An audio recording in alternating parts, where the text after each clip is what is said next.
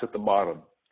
And and I'm just recording the hit record on the webinar, so you'll have a audio and a visual copy of this.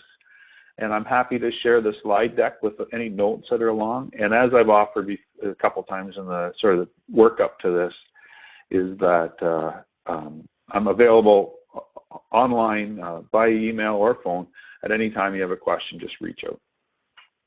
So the concept of today's webinar really is to pull back the curtain a wee bit on this concept of business continuity planning. And one of the things that I will explore during today will be this, that it's not that hard. And there's a whole industry that has been developed around business continuity planning. And it's made very, very complex. Generally because most people that are in this industry focus on IT, information technology, servers, boxes, hot boxes, and it goes on, and there's a ton of acronyms that would mind numb even me, who has a 35-year career with between the Army and Red Cross, and I thought I knew every acronym there was under Earth until I bumped into this concept of business continuity. But really, and that's certainly part of it, and I don't mean to demean or underestimate the value that those people bring to the concept, because certainly in this day and age, if you don't have a good IT management program and backups and the like, you're sunk. But really, it's not as hard as that for most people. So to begin, we'll just tell you a little bit about my story. So I'm currently here in Calgary. I've been living in Calgary. Basically, Calgary is my new home. I've lived here for about 14 years, and I realized just the other day that I was actually more of a resident than a newcomer to Calgary, because all of the Calgary participants will know this, that we have an operation here called the Co-op grocery stores and gas stations, and they send out their ballots for new board members. And about of the 10 or 12 people that were on the ballot, I actually knew about 5 of them. So I thought, wow, this is finally home. I have an address, so I like that. My background, currently I write. I'm an author. I've written a great little book, if anybody's interested, on leadership. I speak, I teach at Mount Royal, and I consult on leadership issues. And mostly I work with people who are technically or intellectually quite brilliant, but they're frustrated. Nobody ever taught them how to teach or how to lead and deal with human beings. And as the old line goes, the world is full of failed site superintendents who used to be perfectly competent carpenters that were promoted without the backup and the skills. I spent 22 years in uniform as an infantryman in the Canadian Army, and it was a wonderful, terrific adventure. And then I spent the last 13, 14 years up until 2003 as a executive, first as a disaster management professional and then as an executive with the Canadian Red Cross. And that's really where a lot of my business continuity education and experience came from. In particular was was Red Cross. And it started out as the organization began to respond to bigger and bigger disasters, be they the Alberta floods of a few years ago or the Slave Lake or 2003 firestorms, tsunamis or SARS or whatever it might be. One of the complexities of the organization was that all of their efforts went into responding to the disaster itself, which is the right work to do. But they forgot about keeping the business running behind the scenes. So really, for Red Cross, a lot of the work they do, like 99.9% of the time, the work they do is nothing to do with disasters. It's first aid, it's swimming, it's contractual obligations for healthcare. Like in Ontario at the time, they ran a $100 million home care business. And if you were so distracted by this disaster or this event external to your organization, and weren't really focused on your core business, you were at risk of losing a significant amount of money from revenue. We were at risk for not being able to live up to what we said we were going to do with our partners. And also we had other people that relied on us for the services, particularly in healthcare when we were actually doing home care in invalided and recovering and old senior citizens home, making them, we just couldn't ignore those people. It was actually would have been, for one, it would have been unconscionable. But the other thing, our organization's reputation would have been highly at risk. So as time went on, the organization really built up a very strong, robust business continuity planning model that allowed it not only to do the disaster work, which was periodic and emergent, like instantaneously emergent when it came up. It couldn't be planned for, but also to deal with the other things that came along, be they losing a building to a fire or a pandemic or whatever it might be. So we learned quite a bit. And today's story and today's webinar, I'd really like to go back to 2003. Coincidentally, I think it was right around now, it was probably 13 years ago, right around now, when this unknown disease showed up. Fundamentally, it was growing in Hong Kong and in other cities in China, but it arrived in Toronto with a great, not a great blast or a great fanfare, but quite quietly with one person. One person got sick. But the issue was that nobody had heard of this disease before. It was called SARS. And it was severe. And what it was completely freaking everybody out. Everybody was scared to death of this disease, and arguably rightfully so. Because at the time, we weren't even sure if the apes were going to rule the planet at come the end of the summer, because this thing was getting away and away from the healthcare professionals and infecting people. And it shut down whole businesses and operations. People didn't want to go to work. So in a business continuity aspect, people often think, well, we'll lose an IT or a server farm, whatever it might be. We might lose a building. But in this context, it was people were afraid to go to work. And an organization like Red Cross, a lot of the work that we were doing with clients and partners was one-on-one, very intimate first aid courses, like I said earlier, home care and the like. And we were being almost forced to, potentially being forced to shut down services, which, again, as I said earlier, was unconscionable because a lot of people relied on what we were doing. So this weird little bug showed up, and at the end of the summer, it was a tragic event. 44 people lost their lives. A lot of people got sick. Millions and millions and maybe billions of economic value was lost to the economy.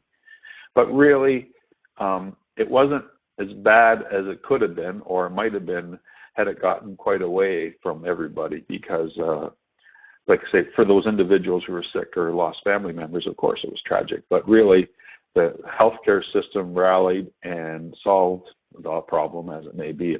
And I don't know if anybody was around or, in Ontario at the time.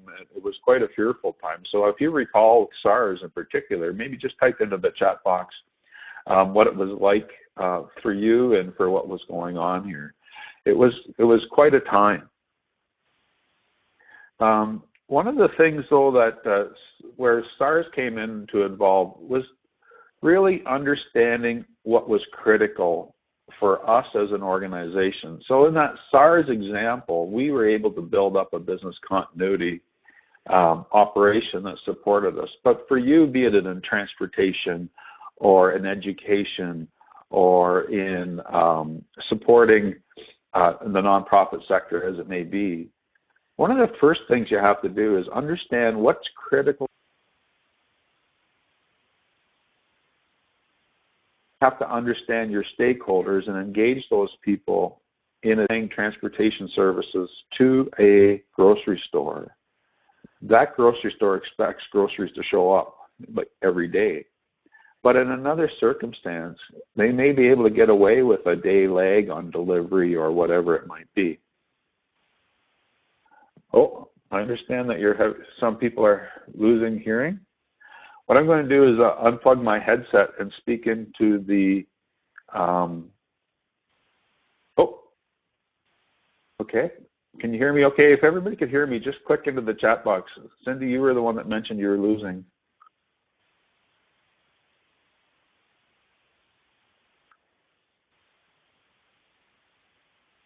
Okay, that's great. Thanks, Matt. So, where you started missing out,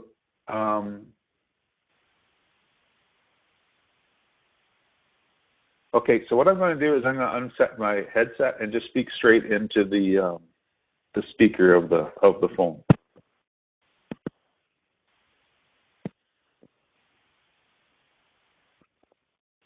So can you hear me okay now?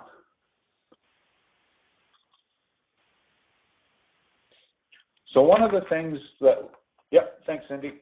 So great, thanks, Brenda. So one of the main points of you as getting, what normally happens for most people is that it's usually somebody in occupational health and safety, or potentially on their IT department, or even sometimes their HR team. And somebody will come up to you and say, we need a business continuity plan. Well, the first thing most people do is panic, freak out, because they don't even know what that means. Or alternatively, what happens is the IT department shows up with a gigantic bill for $1 million for a server farm because of a business continuity exercise. And the truth is that generally what is required is somewhere in between those two things. One is that you may not need all of that high-speed IT stuff, because those guys really want to build the most cool IT services that they can get their hands on. And on the other side, you know, ignoring it and panicking and hiding under your desk is not the answer either. So again, as I mentioned earlier, I'll just go back over that part about what is critical. And the first thing you need to understand is what's critical for your internal and external stakeholders. What do your customers expect? If you were to lose, and even to go to them and say, listen, if we were to lose services for 2 days, would that be critical for you? The answer may very well be yes, but they might understand, and they might be able to manage around that a little bit. And most people are quite understanding when you bump into these big events that throw a wrench into everybody's lives, that it's not normal. And they usually cut you quite a bit of slack at the beginning, but eventually they want their services and they want their product. So if I was a transportation company delivering to IGA, I would have a conversation with them about what do they expect. Like if we weren't able to deliver for 2 days because of a fire at our depot, would that be okay? And the answer, well, the first answer would be no, but then have a conversation about what is expected. And that way, if you do lose your depot or lose whatever it might be, that you're able then to manage to their expectations and that. And as opposed to assuming what they want, which is a dangerous thing. And then just map that out. So if IGA needs these services within 24 hours, then you map out how you're going to meet those stakeholders' needs within that 24 hours. If somebody can do without services for a week, then you can map around that too. So the first thing really is to understand and be very practical about what is critical. Apply a dollar value to that, potentially a cost model that would say, you know, if we're on a service, if we can't deliver the service for 2 weeks, everything is cool.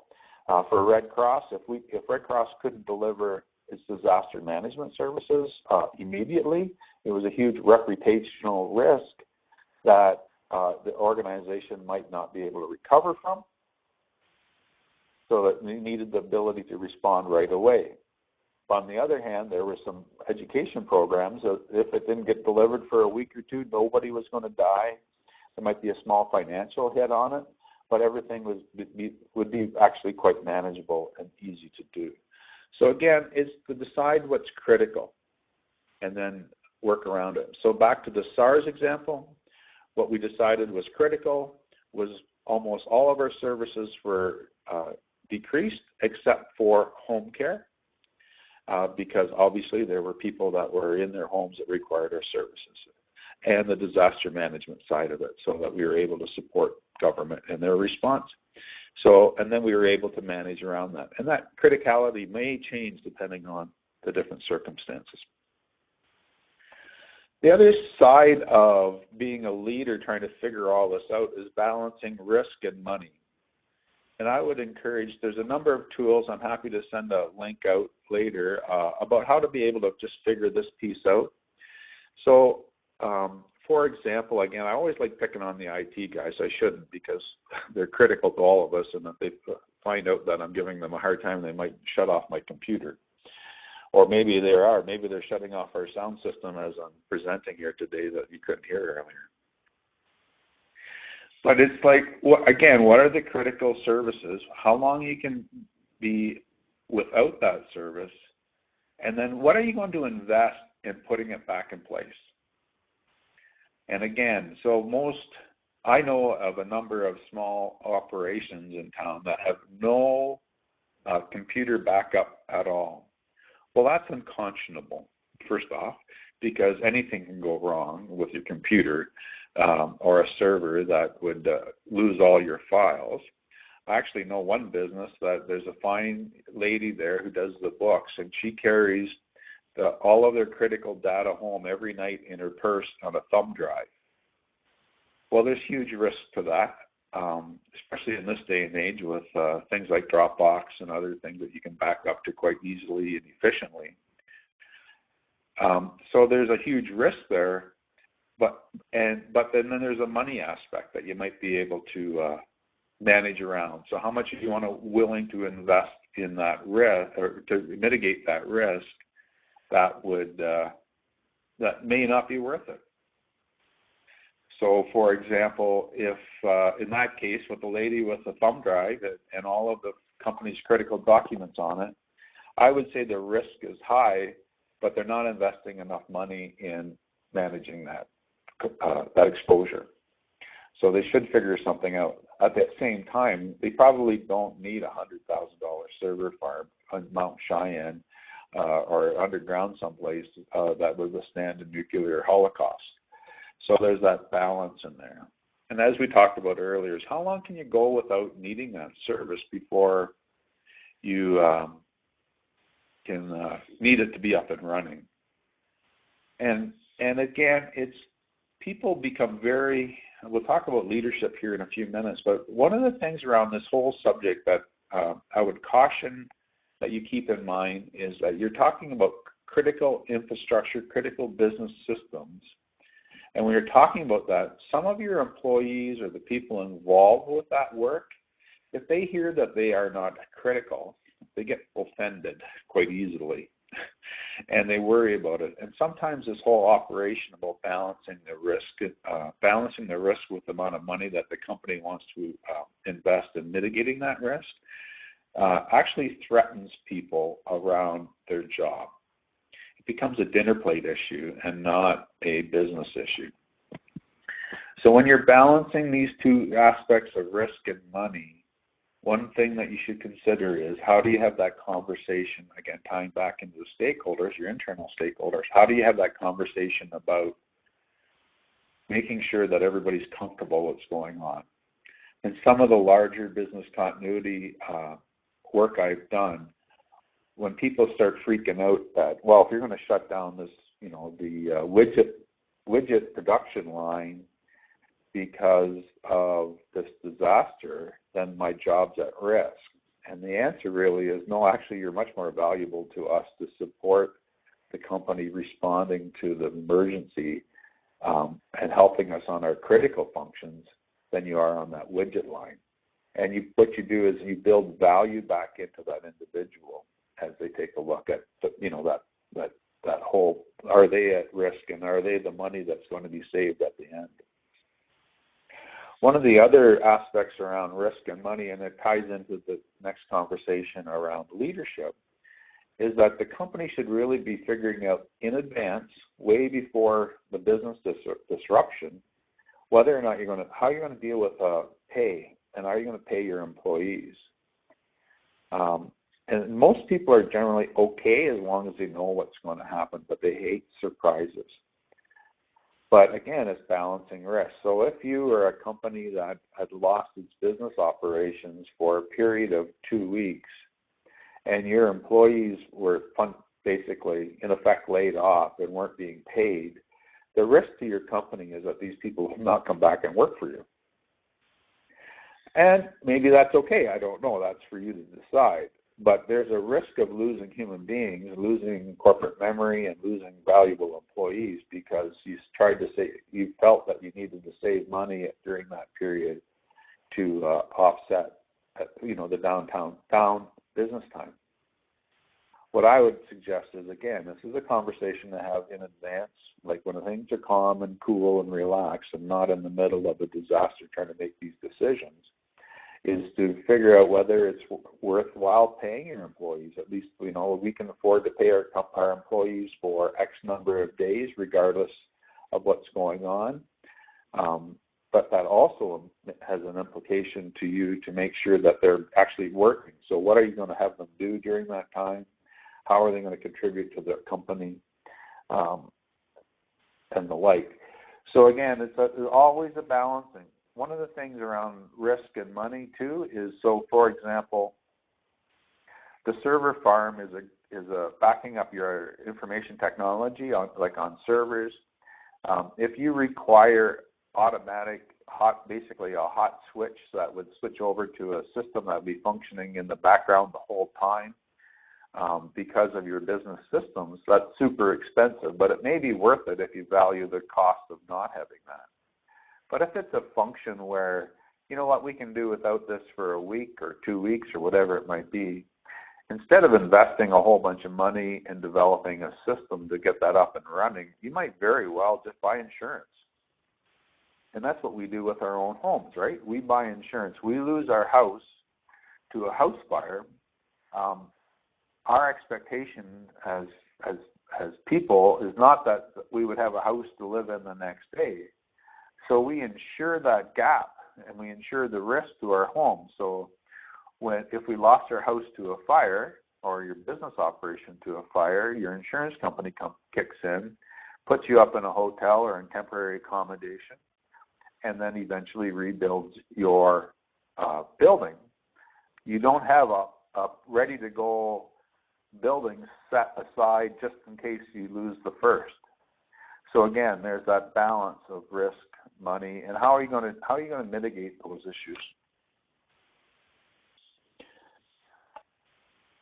This, ladies and gentlemen, is probably the most significant component of managing and thinking about business continuity is your people. Most business continuity professionals, and certainly in the IT side of business continuity, think of it as an infrastructure thing, be it a building or IT support or whatever it might be. But fundamentally, it's about your people, the human resources that work for you. And I should not have to tell anybody this, but I have had to tell people that the first and primary responsibility is to look after the people that rely on your business for their dinner, for their children, for their education, whatever it might be. Because if you think that your company is going to jerk you around at the moment of a crisis and cut your pay off or lose your job, whatever it might be, are you actually going to work really hard for them? Are you going to invest? Are you going to work overtime during the disaster if you think you're going to lose your job or lose your pay or whatever it is? So one of the key functions of you as a business continuity leader is actually to be able to talk to your people and explain to them where they fit into this. If you've caught a theme through this whole webinar, is the importance of talking to your people. I don't know, most of the people here are in Calgary, so during the floods, like what was something that happened to you that set you back with your employer that you were worried about with your employees? You may have, there's an excellent question there about the comment around dealing with payroll. Well, again, Yeah, if you want to take a couple seconds and just type your experience with your employer into the chat box, would be interesting to start a conversation on. But one of the questions that's been posed has been, what about paid during that time? Well, again, this is the importance of having the conversation in advance, right? Most people in this day and age are on some sort of electronic payroll system, so you should be able to should be quite simple to be able to maintain paychecks during any response or any business disruption. But what are you going to do beyond that? So, for example, one of the things that bumped into with an organization I've done some work with is that they expected their people, a certain percentage of their key people and other staff, to be available and working during any business disruption. It was the nature of their business. They were an electrical generation and company. And they expected those people to be at work, which is fair enough. But what happened was they sent everybody else home and continued to pay those people while they were at home. It didn't really impact the company because this company was quite significant, to be perfectly honest. When I say that, it wasn't too bad of a deal for them.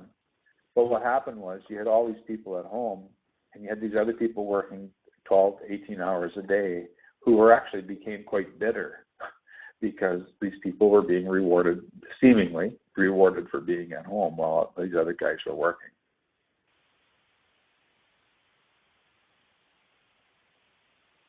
So, again, to have that conversation in advance and talk to your people what to be expected. So if they're expected to be at work, then you should be considering some sort of remuneration, be it overtime pay or whatever it might be, for them to work, and plan for that. The other aspect of this whole thing is that it's not that you couldn't go golfing. I missed out on golfing at that time too, so it was kind of a trauma for me. And actually, the worst thing that happened during the floods was just before the floods, we were about to go camping, and our trailer was loaded up, ready to go. And of course, at the time, I was working for Red Cross, so I had to be at my work. And while I was at my work, all of my neighbors and my wife and my dog ate all of the food that was in our trailer and drank all of the beer that was in the trailer in a big yard party. So it was a little bit discouraging for me to be at work, talking about being a wee bit bitter. And only my one neighbor saved me a beer, so she's now my favorite. But back to the conversation, one of the things that you should always try to consider, what's the worst case scenario that you and your company are going to face? Could it be in the case of SARS?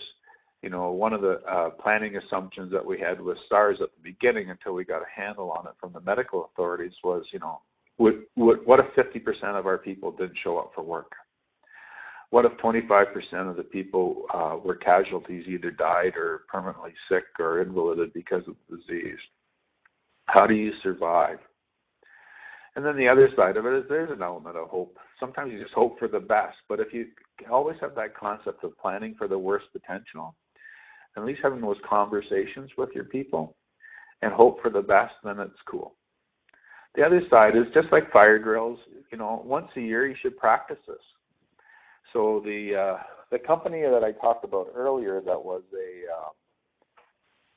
electrical generation company, actually had a plan that they would be able to trade electricity into the system, so basically sell electricity they're generating and sell it into the electrical grid for all of us to use at some point in time, using a laptop hooked up to a server in another building. But they'd never practiced it. They'd never tested to see if it would work. And in theory it would, but they never actually practiced. So when I was working with them on their business continuity plan, we actually got the guy. They only had one person who knew how to do this, which was another huge risk. But we got the guy, we put him in a cab, we sent him to this other building, told him to log in, and start trading electricity. Well, to everybody's surprise except me, it didn't work. The guy couldn't do what they wanted him to do. Now, the risk was this. There's a huge organizational, reputational risk to the company because they were supposed to be able to supply electricity. There was a financial risk by the electrical, what's it called, basically the market electrical sales, the government agency that buys electricity and makes sure it goes into the system. The penalty for not being able to trade electricity because of a disaster started at $1 million and went up like almost moment by moment, hour by hour, until they could get back online. So what we went back to them and said, look, this isn't working. It might work, but first off, let's go and find out if we can get it work. So they sent their IT guys over, and it took a couple of days, to be honest, for them to figure out how to make this trading off of a laptop function in this other building, which probably would have cost them in the neighborhood of $5 to $10 million in fines and penalties if it would have been for real. And then we trained 4 or 5 other people how to do it. And the practice piece was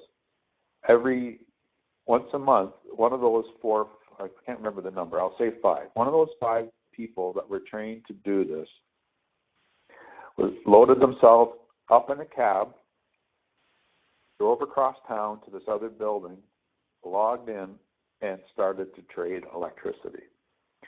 So they were continually testing it, and they were continually practicing their people that they knew that it would work. In your circumstances, it may not be an instantaneous switchover. The penalties may not be that high. The cost or the risk to your organization may not be that high when you bump into those things. But whatever it is, you need to test it. So, for example, if I was a transportation company, one of the worries I would have would be the loss of my depot and my loading docks. Well, maybe what I would consider doing, and most people are actually very open to this, is going to one of my competitors and saying, hey, if this happens to you, we'll let you use our docks. And if it happens to us, can we use your docks? Generally, people will say yes, maybe not. But, if they don't say yes, then you don't want to work with them. That's the bottom line of that. But then the other thing is, maybe once in a while you take your drivers or your dock staff over there to understand how it works. So they know the facility and they know where the truck's entrance and the loading zones are and the waiting and the trucks are and how the shuttle or the truck works and those sort of things. And as a leader, one of the most important functions that you can have is to be there for your people. And we're going to take a look at this in the next webinar, but really it's all around being present.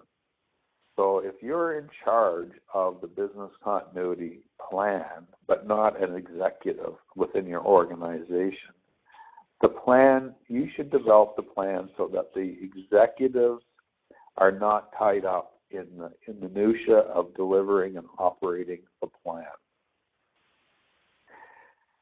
Because they should actually be out front in the media if required, but certainly in front of your own people, talking to them, keeping them calm, explaining what's going on, and talking them through it so they don't start making it up. One of the worst things that can happen to you in a business continuity when you have a disruption or a loss like this is, without lack of information, people are just going to make up what they want. And that's how rumors start and how reputations go down the toilet. And if you were able to, always try to have somebody like a senior person run the business operations while you're getting back up and running, and have the most senior people you can find out walking around and talking to the people. Well, that's a great question. So the question is, what's important? How much do you share with your employees? And how much do you share with your partners? So here's the thing, my default position, and maybe I've probably been called out on it, is I overshare. I don't talk about proprietary information, but you know what? I explain to people what's happening. So if the business operates, so for example, with the SARS response in Ontario, I was in charge of the Red Cross operations and support of that. My biggest job was actually phoning and talking and communicating and messaging all of the other employees in the organization about what we were doing during the response and how they could be kept safe.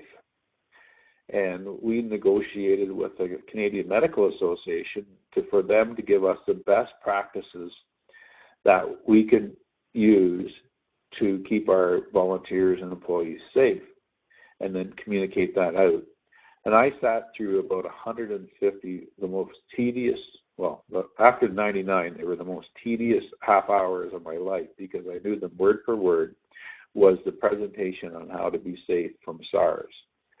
It wasn't that I needed remedial training, although my wife and others might think I do. The issue was that if I wasn't in that room, people may not take it seriously. So as a leader, I sat through all of those orientations and made sure that everybody understood how important it was that they got it.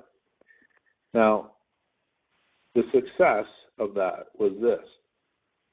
In the whole SARS operation, we delivered 12,000 packages, either quarantine kits or food packages, to 12,000 homes in the Greater Toronto area, basically from Hamilton to Oshawa, north to Barrie. And we put in like 40,000 volunteer hours. And we went, like, honestly, these guys were going up to people's doors who were quarantined from SARS. We didn't have a single exposure. Not one of our volunteers or staff were exposed to the SARS disease, and nor did they have to be quarantined on spec. I don't know that necessarily that I can't take full credit for that, although it'd be nice to, but it was the priority of talking to our people and practicing them and working them forward. We never missed a single delivery of a home care hour of service to a client, although we did shut down first aid and other services, but really fundamentally if SARS was going around, nobody's going to want to do mouth-to-mouth resuscitation when that's happening. So it wasn't that big a deal, but within 3 weeks, all of those other business operations are up and running because we put good practices in place. We talked to our people. The leadership was present in a way that people understood what was going on.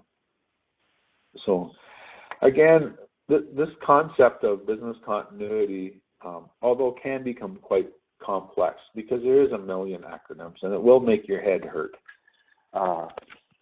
But really, it's not that hard. The priority for you, if you've been asked to be involved in business continuity, is how do we deal with our people? How do we manage the risk to our company by deciding how much money we're going to invest in that and deciding what are the critical business operations? There are a million business continuity planning tools out there. I'm happy to share if you want to reach out electronically via email. Happy to share some tools that I have with you. But in Calgary, for sure, if you go on the Calgary Emergency Management Agency, the CEMA website, they have business continuity planning tools that they've developed since the flood that are actually pretty decent. And I know that in the not-for-profit sector, if you were to reach out to, I'm happy to introduce you to them. It's Matt, he's on the line right now, where they've developed some resources for nonprofits to be able to develop business continuity plans. An old wise person always told me, keep it simple, stupid. And if your plan is getting to the point where it's like a binder full of stuff, then you made it too complex. And if your plan isn't dealing with what's critical, what's the risk that what risk are you willing to expose yourself to and the investment that may take, and doesn't deal with how you're going to lead your people, you have a useless document, ladies and gentlemen, in my opinion. I would encourage you to think about that. So as we come up towards the end, it's been about 40 minutes. If there's any more questions, I'm happy to field them in the chat box. But I would ask you this, that have you been asked to develop a business continuity plan? And are you worried about the potential of what's going on around you? If you are, I'm happy to have a conversation with you. It's a no harm, no foul conversation. Like, it's a freebie. So don't worry about it. Just reach out and let me know. And I would say that, based on my leadership experience, that your people want to be led, especially when there's a crisis. And what I've learned from my background as a soldier and as a humanitarian leader in disasters, you know what? Be fearless. People expect you to be the boss and they want to see that happen, especially in times of crisis. So act with knowledge and skill. Be courageous, humble, and selfless, and act with purpose and motivation. And in this regard, your purpose and motivation is that nobody gets hurt, nobody gets killed, and we're back up and running in the minimum amount of time required.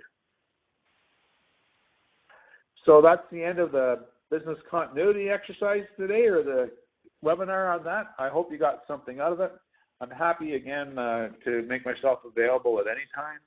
And on April 6th, we're going to explore leading during a crisis. Like, what does that mean? We touched on it a little bit here.